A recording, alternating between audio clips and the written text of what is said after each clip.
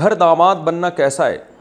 کیا خاندانی سوال ہے. عمر صاحب کراچی سے پوچھتے ہیں گھر داماد کو ہمارے معاشرے میں بے غیرتی کہا جاتا ہے, کیا یہ عرف کی وجہ سے اچھا نہیں ہے یا شرعی طور پر بھی اس میں کوئی مسئلہ ہے؟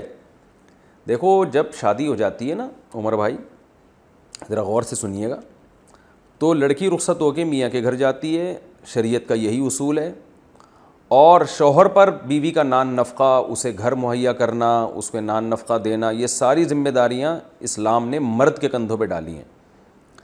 تو اصول تو یہی ہے. اب اگر بیوی خود سے راضی ہے کہ بھئی مجھے الگ گھر نہیں چاہیے, میرے ابا اماں کے ساتھ آ کے رہ لو, اور ابا اماں بھی راضی ہیں, کیونکہ وہ اپنا حق گویا خود ہی چھوڑ رہے ہیں نا, بیوی اپنا حق گویا خود ہی چھوڑ رہی ہے. وہ کہہ رہی ہے گھر تو دینا آپ کے ذمے ہے, لیکن میں آپ کی ٹینشن ختم کرتی ہوں, کوئی ضرورت نہیں ہے, مجھے گھر نہیں چاہیے, میرے ابا اماں کے ساتھ آ کے رہ لو. ابا اماں بھی راضی ہیں اس پہ.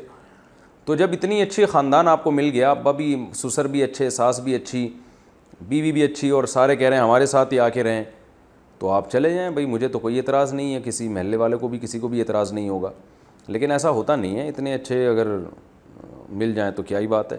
لیکن اتنا اچھا بننا ان پہ بھی لازم نہیں ہے, بلکہ اصول یہی ہے کہ شوہر کے ذمے ہے بیوی کا نان نفقہ, اور اللہ آپ کا بھلا کرے اسے گھر میسر کرنا, یہ ذمے ہے.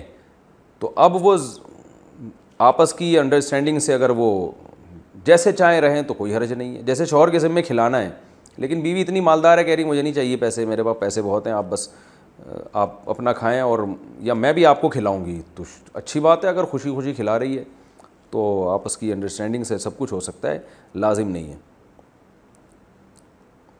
جھوٹ بولنے کی کب اجازت ہے؟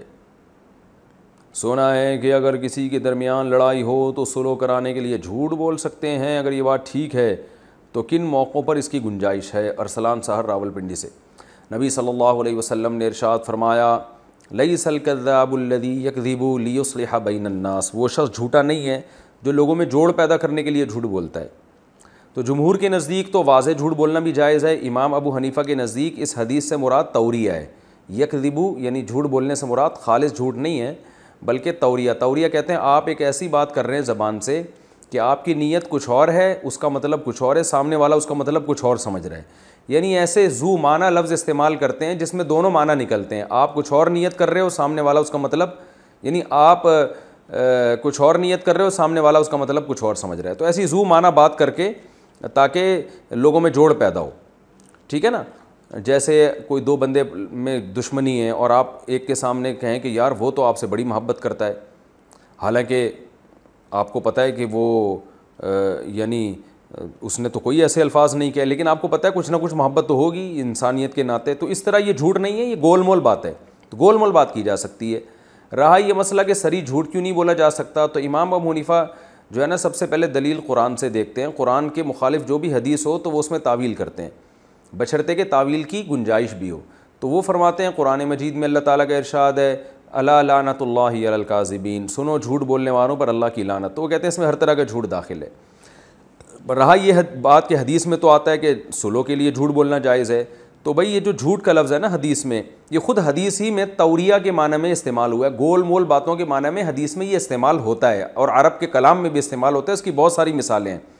تو حدیث اس معنی پر صریح نہیں ہے کہ جھوٹ بولنا جائز ہے, بلکہ یکذب کذب کا لفظ گول مول باتوں کے لیے بھی استعمال ہوا ہے. جیسے کہ ابراہیم علیہ السلام قیامت کے دن غمزدہ ہوں گے اور کہیں گے میں نے تو ایک جھوٹ بولا تھا تو مجھے اپنی فکر ہے. حالانکہ وہ جھوٹ تھوڑی بولا تھا ابراہیم علیہ السلام نے, وہ تو سچ بات کہی تھی, اور یہ کہا تھا کہ میں بیمار ہوں, تم لوگ جاؤ بازار میں اور میں بیمار ہوں, میں پیچھے ہی رہوں گا.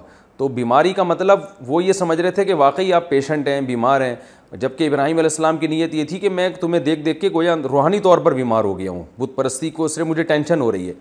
تو یہ جھوٹ نہیں تھا, یہ گول بات تھی, لیکن اس کو بھی حدیث میں جھوٹ سے تعبیر کیا گیا ہے. تو پتہ چلا کذب کا جو لفظ ہے عربی میں توریہ کے معنی میں, جس کو توریہ کہتے ہیں نا گول مول بات کرنا, اس میں بھی آتا ہے. تو اس لیے دو بندوں کو آپس میں صلح کرانے کے لیے دیگر ائمہ کے نزدیک تو صریح جھوٹ بھی جائز ہے, لیکن امام ابو حنیفہ کے نزدیک گول مول بات کی جا سکتی ہے. اور یہ تو بات ہے کہ اگر سچ بولنے سے لڑائی ہو رہی ہے نا تو نہ بولیں سچ, خاموش رہیں, اور گول مول بات کر کے ان میں جوڑ پیدا کریں. آپ غسل واجب ہو تو کھا پی سکتے ہیں؟ ساجد صاحب امریکہ سے پوچھتے ہیں اگر غسل واجب ہو تو کیا کھا پی سکتے ہیں؟ جی ہاں بھائی کھا سکتے ہیں. جو آپ تربوز کھائیں گے نا اس کو نہلا کے کھائیں آپ, ٹھیک ہے نا. خود غسل ضروری نہیں ہے, جو چیز آپ کھا رہے ہیں نا وہ اس کا غسل ضروری ہے. پاکستان میں تو آپ تو امریکہ میں رہتے ہیں, یہاں تو بہت ضروری ہے, کیونکہ گٹر کے پانی والی سبزیاں بھی مل رہی ہیں, ان میں اسپرے بھی ہو رہے ہیں, پتہ نہیں کیا ہو رہا ہے. لہذا اس کو تو بالکل اچھی طریقے سے غسل دیا کریں. یہ جو پھل فروٹ ہم کھا رہے ہیں پھر کھایا کریں, خود غسل ضروری نہیں ہے. بڑا ٹیکنیکل قسم کا سوال ہے عدنان صاحب کا انڈیا سے, کیا جنت میں سگریٹ اور گٹکا ہوگا؟ میں نے سنا ہے کہ جنت میں ہر خواہش کو پورا کیا جائے گا, تو کیا سگریٹ کے عادی کو جنت میں سگریٹ ملے گی یا نہیں ملے گی؟ جب کہ میں نے یہ بھی سنا ہے کہ جنت میں آگ نہیں ہوتی. عدنان بھائی مجھے لگ رہا ہے اچھا گمان رکھنا چاہیے, لیکن آپ کے سوال سے لگ رہا ہے آپ خطرناک قسم کے گٹکے اور سگریٹ کے عادی ہیں. بھائی مسئلہ یہ ہے کہ ہمارے پاس ایسی کوئی رپورٹ نہیں ہے کہ جنت میں گٹکا اور سگریٹ, جنت میں تو اچھی اچھی چیزیں ہوں گی, اور شہد کی نہریں ہیں, دودھ کی نہریں ہیں. رہا یہ مسئلہ کہ جن کو گٹکے کی عادت ہے اور سگریٹ کی عادت ہے تو وہ جنت میں کیا ملے گا, تو مجھے لگتا ہے پتہ نہیں ان کو جنت بھی ملے گی نہیں ملے گی. پہلے تو یہ سوچیں نا, جو سگریٹ اور گٹکے کے عادی ہیں, غلط چیز ہے, بری چیز ہے, وہ پھر بھی کھا رہے ہیں, اپنے دھوئیں سے لوگوں کو تکلیف دے رہے ہیں, بیماریاں پھیلا رہے ہیں. تو پہلے تو یہ سوال ہونا چاہیے کہ سگریٹ اور گٹکے کے عادی کو کیا سگریٹ اور گٹکا ملے گا, جنت ملے گی؟ تو جنت ملے گی تو پھر اگلی بحث ہوگی کہ سگریٹ گٹکا. تو میرا ذوق یہ کہتا ہے کہ سگریٹ اور گٹکے کے عادی لوگ اگر ان کو بالفرض جنت مل گئی, ان کی نیکیاں زیادہ ہوئیں یعنی وزنی ہوئیں, تو ان میں سگریٹ اور گٹکے کی شوق اللہ ختم کر دیں گے, کیونکہ جنت میں وہی جائے گا جو برائیوں سے پاک ہو. تو اچھی اچھی چیزوں کی عادت پڑ جائے گی ان کی, تو پھر وہ جنت میں جائیں گے. جنت میں پاک صاف لوگ جائیں گے. من جاء ربہ بقلب سلیم, قرآن کہتا ہے آخرت میں وہی کامیاب ہوگا جو اپنے رب کے پاس سلیم دل کے ساتھ, وہ دل جو سلامتی والا ہو, ہر گندگی سے پاک ہو چکا ہو. تو اللہ تعالیٰ گٹکے اور سگریٹ والوں کو پہلے پاک کریں گے, ان کے اچھی چیزوں کا شوق پیدا ہوگا ان میں, پھر وہ جنت میں جائیں گے. پھر ان میں گٹکے کی حاجت رہے گی نہیں, پھر ان کو شہد پینے کا دل چاہے گا, دودھ پینے کا. اور جو جنت کی شراب ہے تو وہ